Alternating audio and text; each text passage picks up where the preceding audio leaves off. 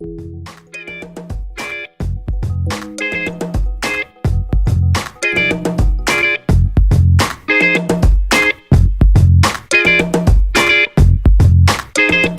cualidades caracterizan a un orador?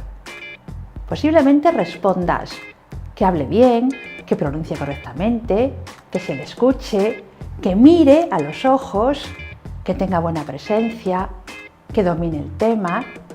Todas esas son cualidades necesarias, pero yo resumo en tres las cualidades principales que deben caracterizar a un buen orador.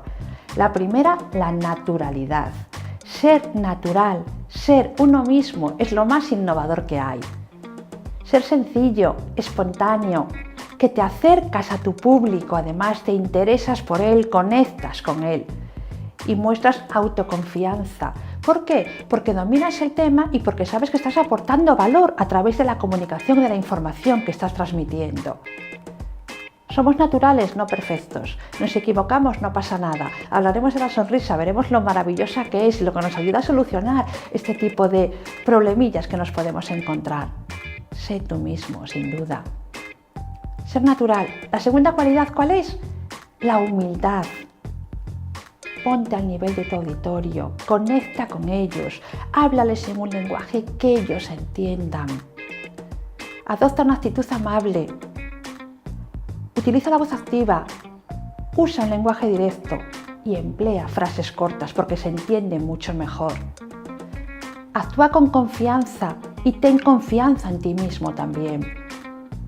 Alcanza la seductora coherencia entre lo que piensas, lo que dices y lo que haces. Conforman una unidad que se denomina o se conoce el triángulo virtuoso.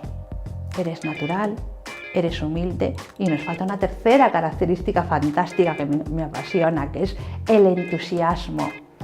El entusiasmo marca la diferencia entre el éxito y la mediocridad. Te diferencia del resto de las personas, te convierte en una persona singular. Los antiguos griegos lo consideraban un don del cielo, una suerte recibida que conviene proteger, y le asignaban las propiedades de poder, fuerza y sabiduría. Di lo que crees, cree en lo que dices. Ya sabes, ¿quieres ser un buen orador? Sé un orador natural, humilde y entusiasta.